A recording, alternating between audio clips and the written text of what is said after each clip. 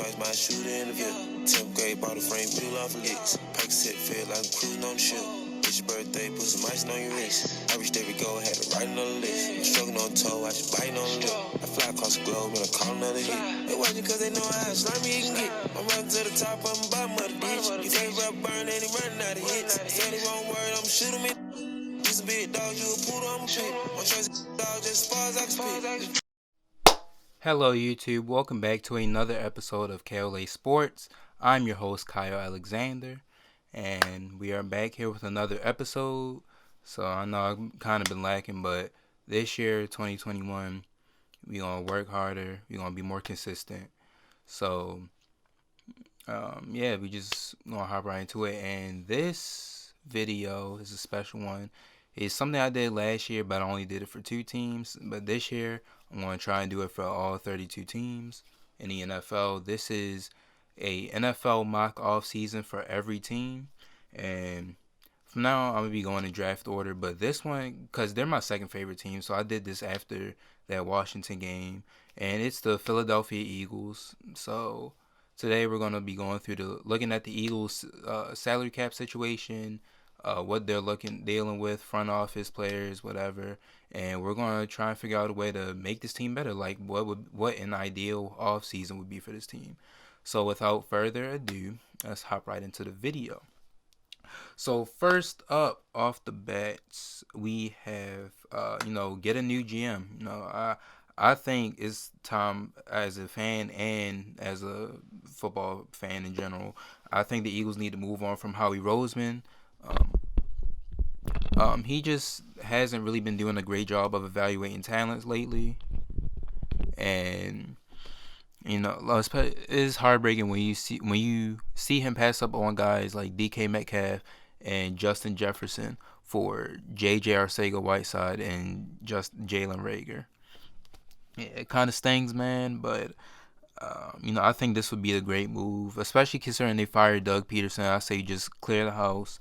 And some candidates I'm looking at is Morocco Brown from the Indianapolis Colts and Ian Cunningham, who's already part of the Eagles faculty or Eagles staff. Now, Morocco Brown, he is the Indianapolis scout director, and I think that would be a great pickup for the Eagles at GM, because he's worked with Chris Ballard, and Chris Ballard is regarded arguably the best GM in the league. That's what I love about Indianapolis, honestly, is the way they built their roster. They don't spend a lot of money in free agency, which is why they have a lot of money, and they only spend on like one player. Like last year, it wasn't even that they traded for DeForest Buckner and used the money to extend him. So they don't spend a lot of money. They're very frugal, and they know how to build through the draft. Last year, they traded their first round pick to the 49ers to get DeForest Buckner. And look at the draft they had after that. Or look at everybody else they drafted after that. Michael Pittman, he was a good receiver for them who could potentially be their new number one with T.Y. Hilton hitting free agency. Jonathan Taylor, a great rookie running back.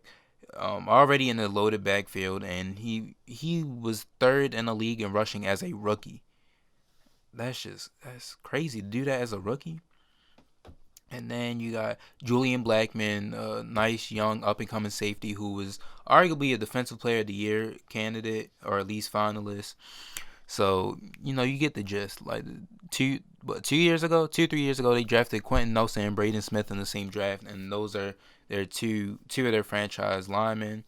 So they know how to draft, and I think this would be a great pickup for the Eagles. Now, Ian Cunningham, on the other hand, he is the Eagles' assistant director of player personnel already, so he already knows the team. He knows what this team needs to do, and he worked with Ozzie Newsome.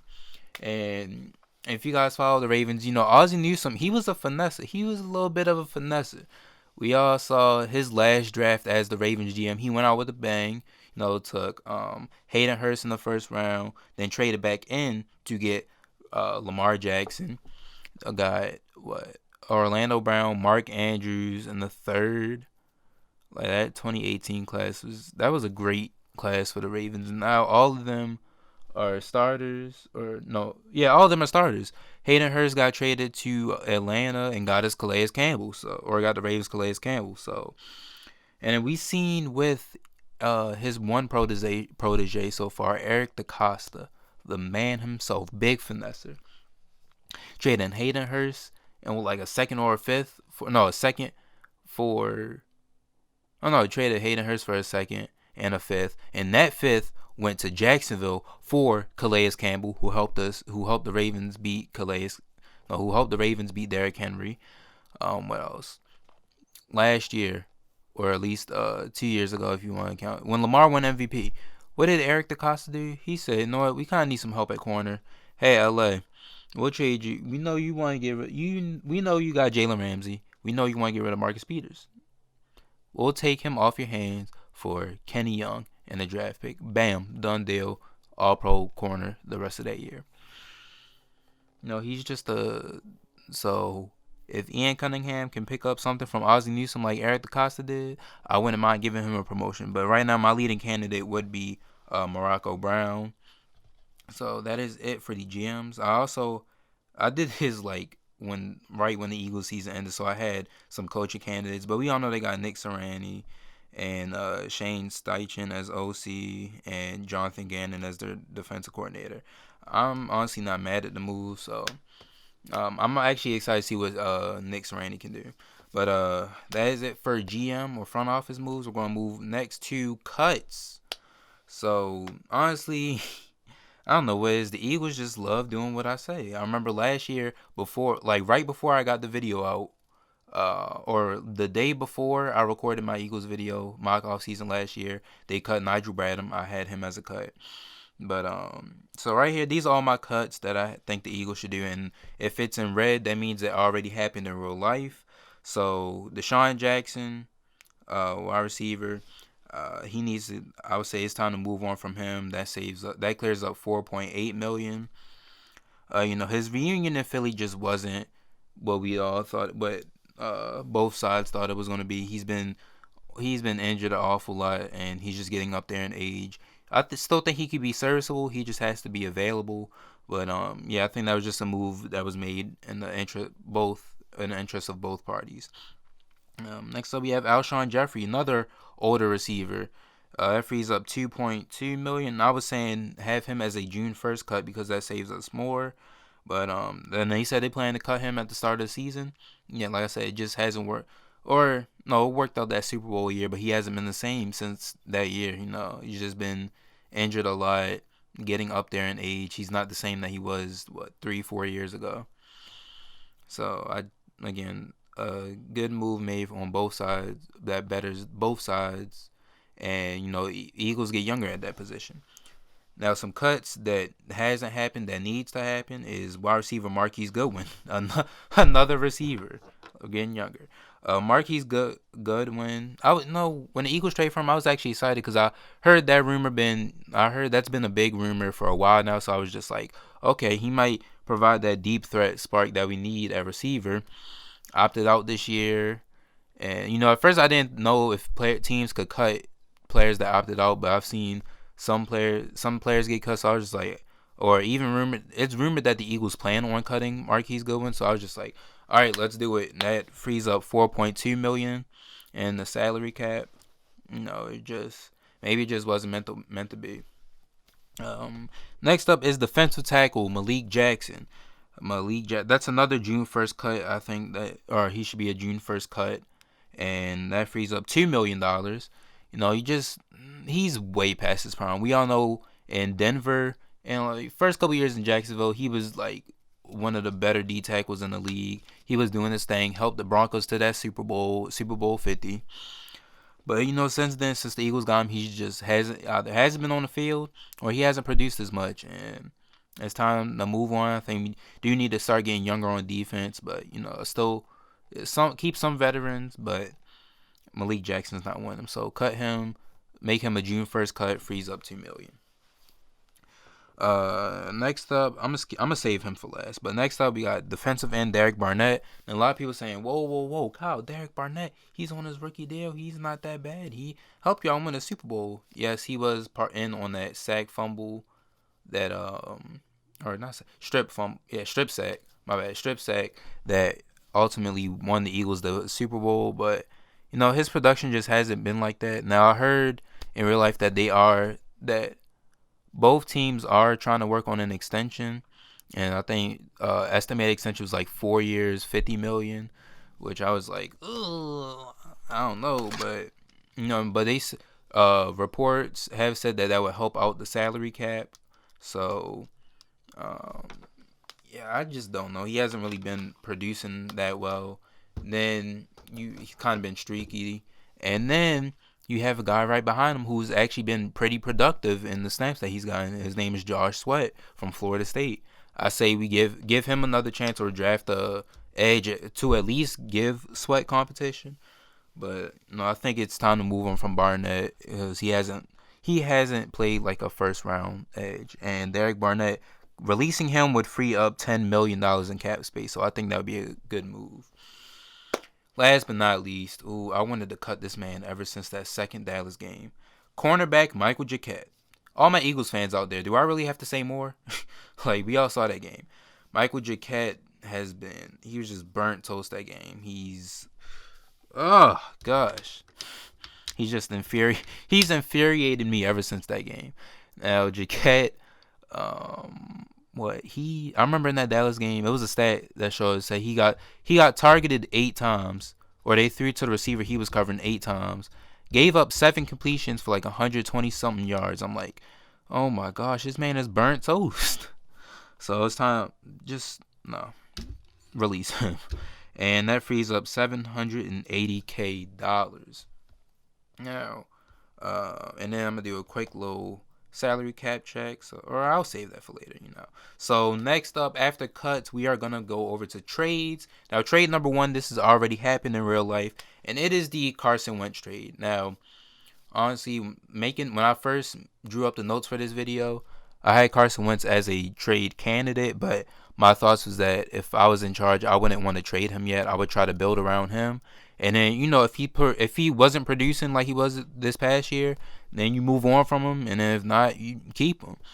But essentially, the Eagles traded Carson Wentz to the Indianapolis Colts for a 3rd-round pick this year and a 2022 2nd-round pick with first-round potential as long as Wentz plays 75% of his snaps or plays 70% and they get a playoff berth. So if they clinch a playoff spot.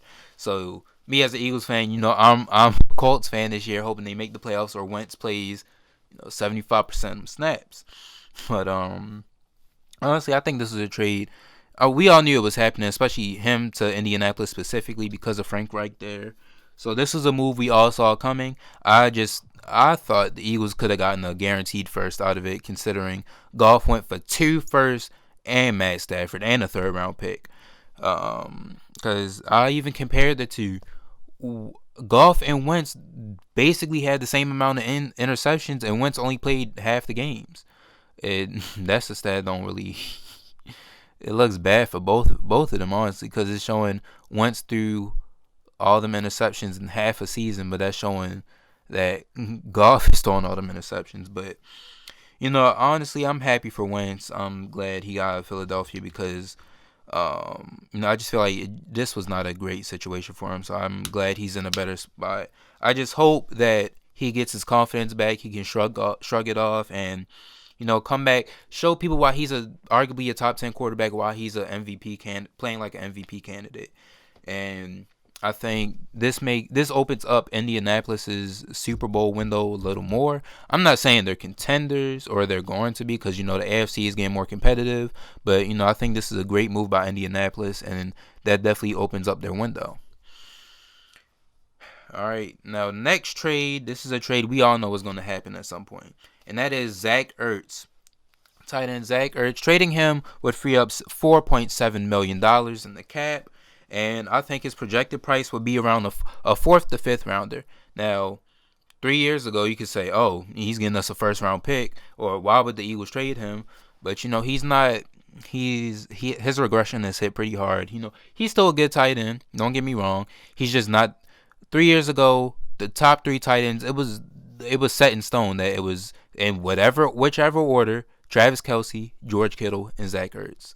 Now, Zach Ertz, he's fallen a little bit, so instead of getting like a first or a second, I think his fourth or a fifth would be reasonable.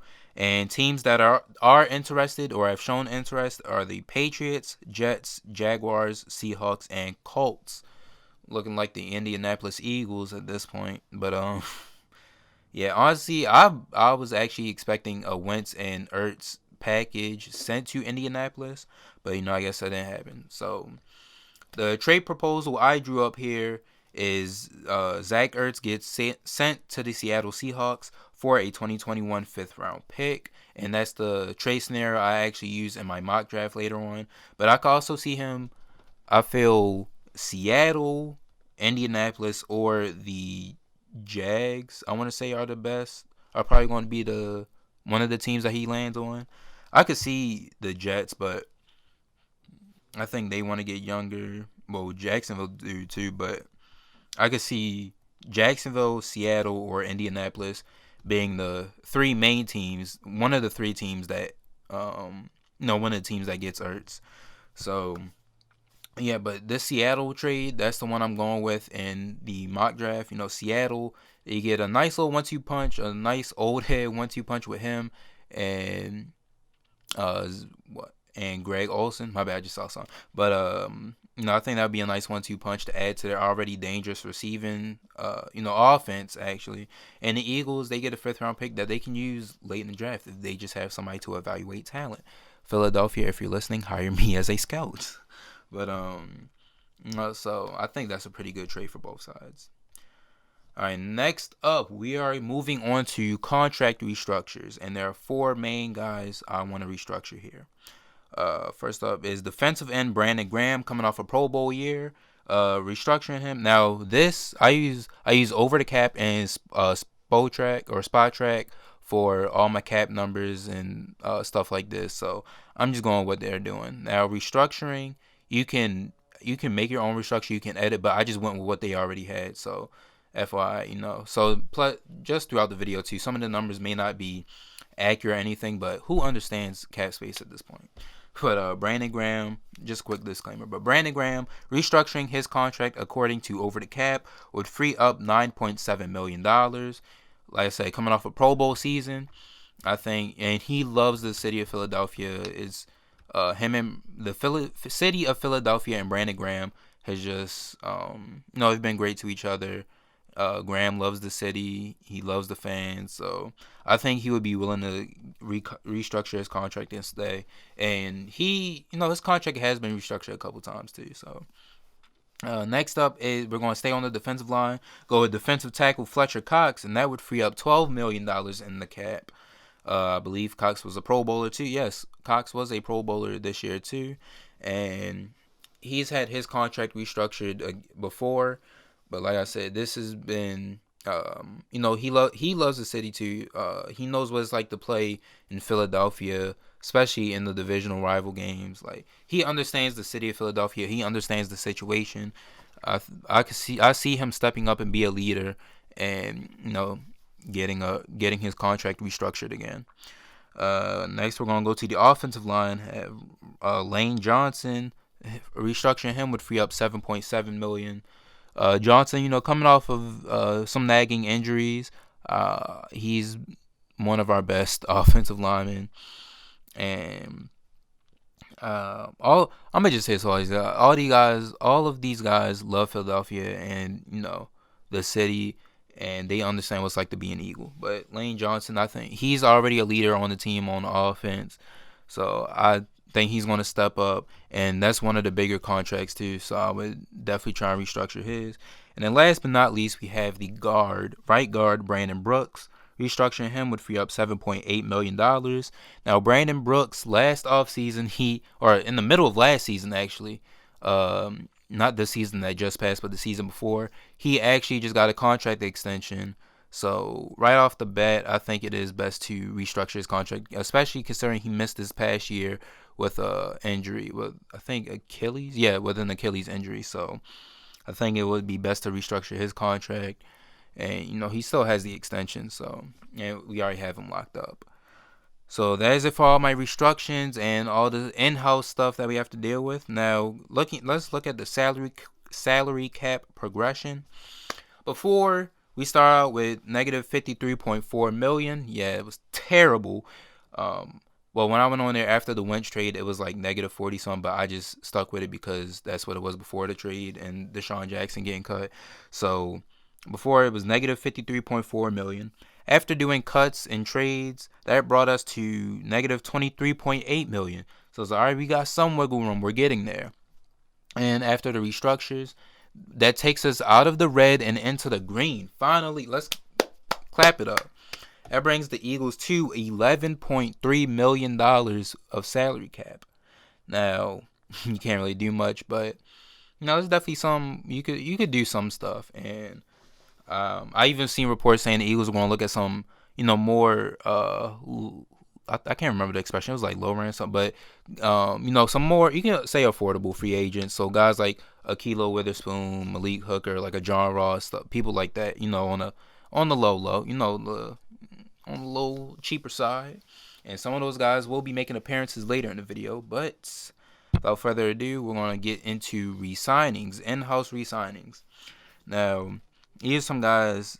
These are the top priorities in free agent. At least some of our top free agent priorities, in my opinion. Say safety, Jalen Mills. I've been saying this. A lot of Eagles fans have been saying this. Switch Jalen Mills from corner to safety because he can tackle. He's one of the best tackling corners. He was one of the best tackling corners in the league at that time. And the only thing was just he kept getting burned over the top. So a lot of people are saying he's great when the play's in front of him, so move him to safety. He don't got to get worried about getting beat over the top. He can just let the play out in front of him. And he actually had a pretty good season, and was actually one of our better DBs in general. So I was looking at, again, got my numbers from Spot Track and Over the Cap. Some of these I estimated what their market value would be for them re-signings and free agents. Some of them I looked up some, estimated some. So with Jalen Mills, I was saying I think a 3-year, $12 million deal wouldn't be bad, just because like I said, he's played pretty well at safety. He's played better at safety actually, and that fixes that. I think that's a solution to our safety problem. Next up, at wide receiver, Greg Ward. I've been a Greg Ward fan ever since he caught that game winner against Washington 2 years ago. But Ward, he's definitely been one of our more consistent receivers. He's pretty good out the slot. He can get some separation, and I think he's one of our better receivers. I think he would actually be better in the plans for the long run in terms of receivers. So my estimated contract would be 2 years, $5 million, or we can use the tender on him, the restricted free agent tender on him. Next up is running back Boston Scott. Boston Scott, one of the smaller backs in the league, but is a pretty good complementary back to Miles Sanders. He's just been, he's really stepped up and embraced his role in Philadelphia. And I remember he caught that clutch game-winning touchdown against the Giants this year on Thursday Night Football to win the game. Scott, he can catch out the backfield. He's pretty good running. He's pretty good running the ball. He's a nice low number 2 back, and I think that would be definitely a safe option for Jalen Hurts. So my estimated deal was 3 years, $6 million, or again, we could use the tender on him. Next up is linebacker Alex Singleton. Now, Philadelphia has had linebacking woes the entire season. I wanted them to look at some linebackers, maybe even draft one. They drafted one late in the draft when they had passed up on guys like Logan Wilson, Willie Gay. It was some pretty good linebackers late in the draft, and they took Jalen Hurts. Now again, looking at it, Jalen Hurts, that was the right pick because he's not a quarterback, but at the time you're just looking like, man, we have other pressing needs. But Singleton, he's really stepped up along with TJ Edwards, and those two have really been the two better linebackers on the team. And Singleton, he can tackle. He's decent in coverage too. He's pretty decent in coverage, and Excuse me. I think he can really improve and step up his game next year and be a like a nice rotational guy or even a nice starting linebacker, especially considering if we get another linebacker through free agency, draft, whatever. And my estimated deal was 3 years, $3 million. Last but not least, Cam Johnston, the punter. I just said that so we could lock him up, get a punter. He's a pretty good punter, pretty decent. But I say we just lock him up, lock up special teams, and I would use the tender on him. All right, that is it for in-house re-signings. So next up, we're gonna move on to free agency. And the first position, we're gonna look at 4 positions specifically for the Eagles. And the first position we're gonna look at is wide receiver. Now, I'm not gonna try to get too much into detail here, but the guys I'm looking at: Josh Reynolds, Tim Patrick, Rashard Higgins, and David Moore. Josh Reynolds of the Los Angeles Rams, Los Angeles. I had to remember which city they were in, but Josh Reynolds has been a pretty good number 3 receiver, and honestly an underrated receiver for the Rams. With Coop, everybody focusing on Cooper Kupp, Robert Woods, even Gerald Everett, Tyler Higbee, whichever tight end they had. Reynolds has really stepped up as that number 3 receiver and he's been really good for them. He looks like a tight end, but he catches them jump balls, them 50-50 throws, and I felt he can be a chain mover and a nice possession guy, and I think that would be a pretty good cheaper signing for the Eagles. My estimated contract, or a contract based off his net or market value, is 4 years, $27.808 million. Next up is Tim Patrick. I really like what I saw from Tim Patrick in Denver. Stepped up when Courtland Sutton went down for the season. Him and Jerry Jeudy both stepped up. I feel Denver could be looking at another receiver they got KJ Hamler. So I think Denver is pretty set at receiver. They could look at another receiver, but Jeudy showed that he was the right pick for them. Sutton coming back from injury, he's going to be a great receiver. So it kind of leaves Tim Patrick like, hey, where am I going to be? Like I said, he really stepped up when Courtland Sutton went down, and he has a similar body, like a similar type of play with him. That big physical receiver. He's again a nice jump ball guy, and he can run after the catch. And one of his breakout game was against New England. I remember that game. He had like 3-4 catches, like 90, 100 something yards. I don't remember his final stat. I know it was he had that stat line, something similar to that. And I think this would be another great low-key signing for the Eagles. Just give Jalen Hurts, a safety option at receiver, or a guy where he could just be like, screw it, somebody down there, throw it up. He could come down with that. And my estimated, especially if the Eagles draft like a Devonta Smith or a Jamar Chase, he could definitely benefit off of being that number 2 receiver. And my estimated contract was 3 years, $24.66 million. Next up is Rashard Hollywood Higgins. Again, he stepped up when Odell Beckham was out. He's always been a pretty good, consistent receiver for the Browns, especially as a number 3. But when Odell went down with an injury, Rashard Higgins really stepped it up. He really took over and embraced that role as one of the top 2 receivers on the team. And you can line him up anywhere, slide outside, and he's a good receiver. He's going to be a chain mover, and he's pretty good in the red zone. He's pretty good in the red zone. Honestly, I feel he can get separation, and I think this would be a great signing for the Eagles. I feel Rashard Higgins would be a good signing for a lot of teams, but I would definitely love for the Eagles to get him. And my estimated contract is 4 years, $24.4 million. Last but not least is David Moore of the Seattle Seahawks. He might just be a product of the system, but him and Russell Wilson have a nice connection, and he's thrived off of being that number 3 receiver, in between DK Metcalf and Tyler Lockett. Nice big body, he has a nice build. He can get us them first downs. He's nice Like he can get those contested catches. I think this would be again another good low key signing for the Eagles, and I would just have him. Not he's not gonna be a number one, but he could definitely be like number two, like step up and be a number two or number three. And my estimated contract for him was 3 years, $10.29 million. Next up, probably I would say this is the most important position for the Eagles, and that's linebacker. Okay, so we got Jordan Jenkins, Raekwon McMillan, Anthony Walker, and Robert Spillane. These are four low-key guys I think the Eagles could get.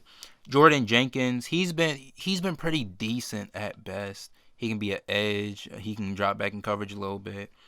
I would say Eagles. I mean, honestly, anybody's an upgrade at linebacker at this point. So I would say maybe throw him a little contract, a nice little prove it deal. So I would say 2 years, $7.4 million contract. First year, see how it plays out, and then you can keep him for the second year, cut him, trade him, whatever. Then next is Raekwon McMillan from the Las Vegas Raiders. Only started in 4 games, played all 16, but he hasn't done much. I guess because he was in and out of the rotation. But we know what he can do. We've seen him play in Miami. Great tackler, pretty decent in coverage, and oh my bad, I just saw some. Looked like it was saying something about Eagles and Alabama. It was something with Patrick Surtain, just I guess an interview. But Raekwon McMillan, he's a pretty good tackler. He's a great tackler. Can drop back in coverage. Has nice instincts. I think this would be a good pickup for the Eagles, and he could definitely step up and be that linebacker number one. Now, this would be I'd say a 3-year, $7.5 million deal. Again, just to prove himself after the injuries and stuff, but plus I think that's pretty reasonable. Then you have Anthony Walker. This is the main candidate. Oh yeah, I should do that for every team. So for my main free agent receiver, I would say Josh Reynolds or Tim Patrick. Now, linebacker, Anthony Walker, that's my main candidate. We have Indianapolis coaches over here, so, that's one thing. 2, Walker, he's been great playing alongside Darius Leonard. I feel he can step up, anybody can be our linebacker number one at this point, but Anthony Walker, he has some pretty good instincts. He can tackle really well, racks up tackles, and, he's pretty good in coverage. He's used to the 4-3, so I would definitely love to see him rocking that Kelly green and gray and black. And my contract for him was 4 years, $16.4 million. Last but not least, Robert Spillane. As a Ravens fan too, I don't like, as much as I hate Pittsburgh, Robert Spillane, he's really impressed me this year. He's really stepped up when Devin Bush went down. And the one thing that caught my eye was that Tennessee game, when he stonewalled Derrick Henry at the line. I'm just like, whoa, this man really just popped him at the line like that. But Spillane, he's a good tackler. He knows how to get in the backfield too. Like, he's great getting in the backfield, stopping the run. And again, like, I think he can drop back in coverage a little bit too. I feel that's something he can improve on. But that's something I would say bring him in as a run stopper for now. Work on his pass coverage, and I think he could definitely be a pretty good linebacker for us. And the contract I drew up for him was 3 years, $9.39 million. Now, my main candidate, or the main guy I would want to sign is Anthony Walker. I feel that is the best of the bunch. I would say Walker or McMillan. And like I said, I'm really intrigued by Spillane, but Walker is the main guy. Next position is the cornerback position. Now, a lot of people might be saying, "Oh, you guys just got Darius Slay. He's pretty good." Yes, Darius Slay, he is good. He hasn't played I'll be honest, he hasn't played up to expectations, but shoot, he's been a better corner than the ones we've had before. He's a good corner, so it takes care of one side of the field. You need 2 corners. There's 2 receivers, 2 corners on the field at most of the time. So we still need somebody outside of Slay to cover another guy, because Slay cannot cover everybody universally. And the thing with the Eagles, they draft all these undersized slot corners and force them outside or safeties. It just doesn't work. So guys I'm looking at is Troy Hill from the Rams, Travarius Ward from the Chiefs, William Jackson from the Bengals, and Ahkello Witherspoon from the 49ers. Troy Hill, he was a nice corner. Kind of broke out this year, has a couple interceptions, and he played great alongside Jalen Ramsey. Now we don't. That could be the Ramsey effect, but I think Troy Hill held his own, especially if teams were targeting him. So the only thing is he is 29, but a contract I drew up for him was 4 years, 24 million. And I think that's a pretty good contract for somebody, especially his age. And like I say, he has pretty good ball hawk skills. So I would like to see him playing again alongside Darius Slay. Next up is Charvarius Ward. He's a nice young corner. We saw him step up in the playoffs his rookie year for the Chiefs, and his second year actually. His second year. Rookie year, the year before they won the Super Bowl, he wasn't really that great of a corner, but his second year and last year, he's really stepped it up. Like his completion percentage allowed went from like 90, 100 something to 57, then like 47 a year, or like 47, then it went to like 57% after. So I would really like to see him in the Kelly Green, and he's one of the younger corners I think would definitely benefit off of this team, and he's definitely one of the more affordable corners. And I think he would be even better now. I mean, he showed he can be a number one corner, but he would be even better now being a number two. So I drew up a 3-year, $9 million contract for him. Next up is William Jackson of the Bengals. Now this guy has been a really great corner. He can play slot, outside, you name it. Like he can cover everything. He's been a great corner, nice shutdown corner for the Bengals. And if we get a shutdown corner and a ball hawk together and Darius Slay, that would be a great corner duo. So contract I drew up for him is 4 years, $25.2 million. Last up is Ahkello Witherspoon.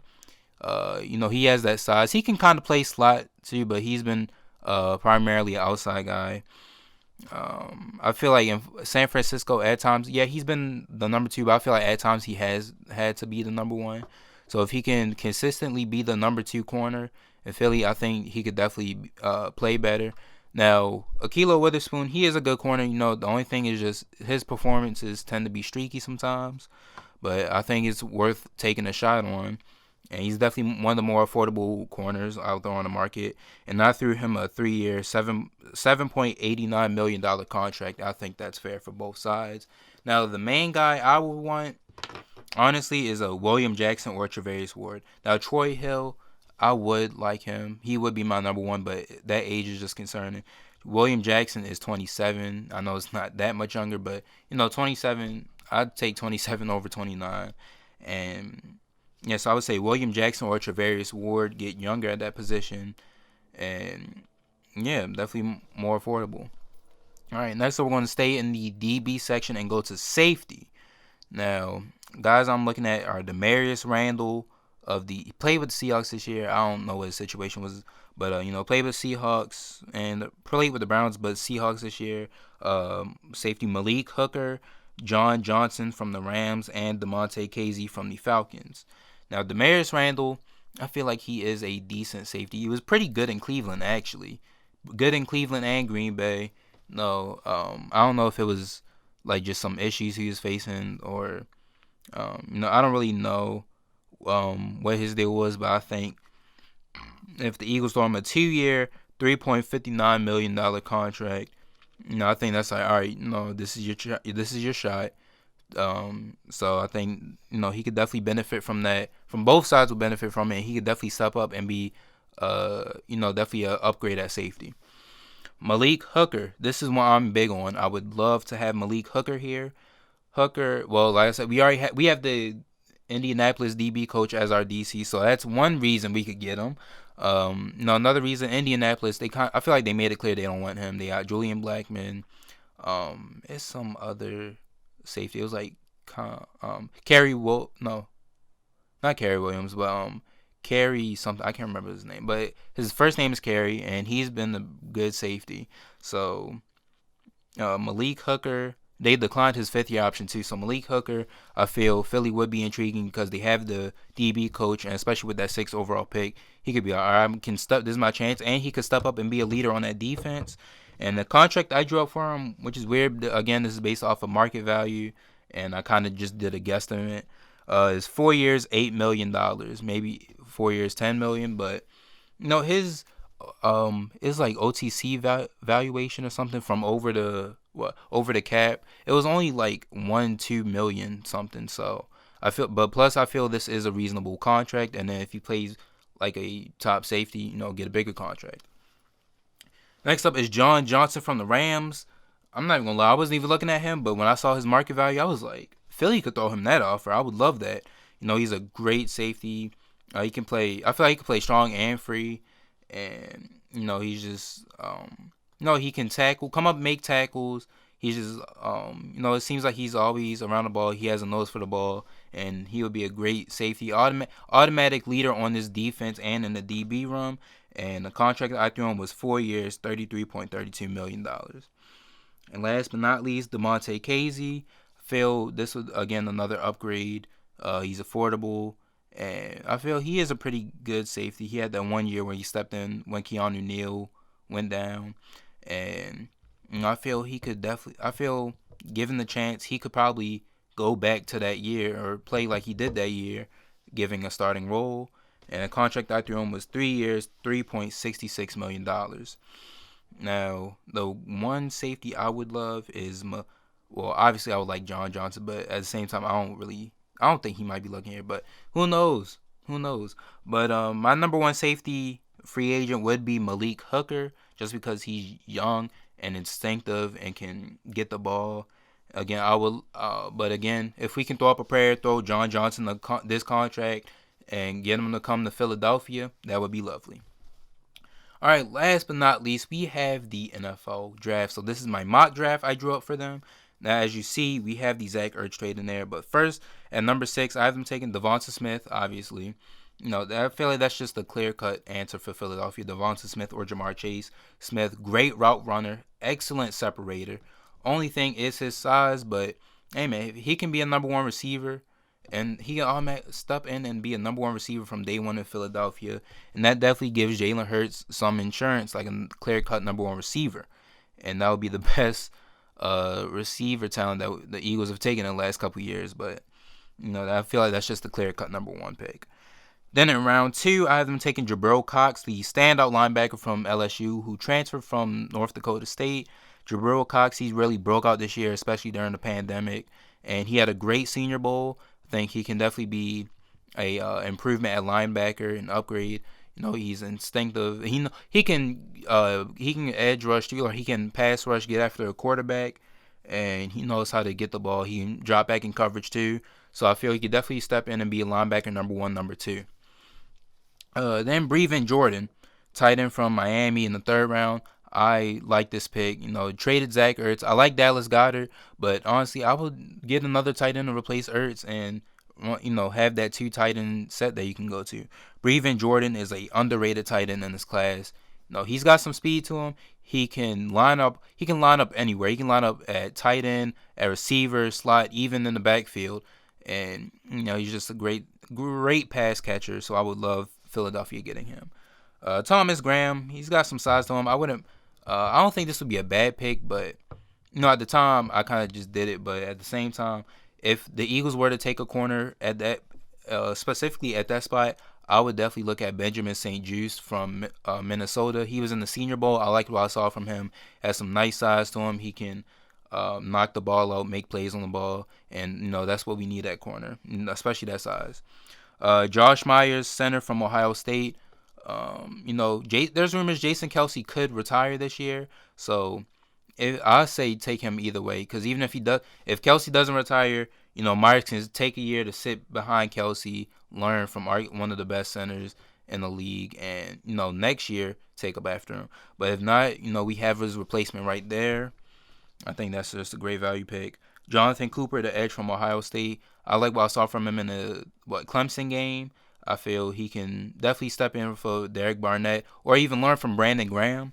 So, I think that's a good pick. And then from the Zach Ertz pick, we took Tamorrion Terry, wide receiver from Florida State. Scary Terry. Great receiver, good receiver. Has some nice size to him. He's definitely a red zone threat. He can get some separation too. So I would love Philadelphia to get him, replace the size that we had with Alshon Jeffrey on the outside. And plus, that gives us another red zone target. And plus, I feel this is a steal in the 5th round with that Zach Ertz pick. So, yeah. Jaret Patterson, running back from Buffalo. If Philadelphia wants to do that running back by committee or just have another complimentary back, Patterson was a home run hitter. He was a home run hitter in Buffalo. That one game, he had like 8 touchdowns. Man was playing NCAA. So I feel this definitely be a good pickup. He could be a nice little power back, but he got some speed to him too. And I feel like that would give us a nice 1-2 punch with Miles Sanders and Jaret Patterson. Even 3-headed monster if you want to throw Boston Scott in there. Trey Hill, that's just another interior lineman help or replacements we can have. He could kind of be, I feel he could be a swing guard or even be the next center, depending on everything with Josh Myers. But Myers and Trey Hill, I feel those would definitely be two backup linemen we could have that could step up in the future.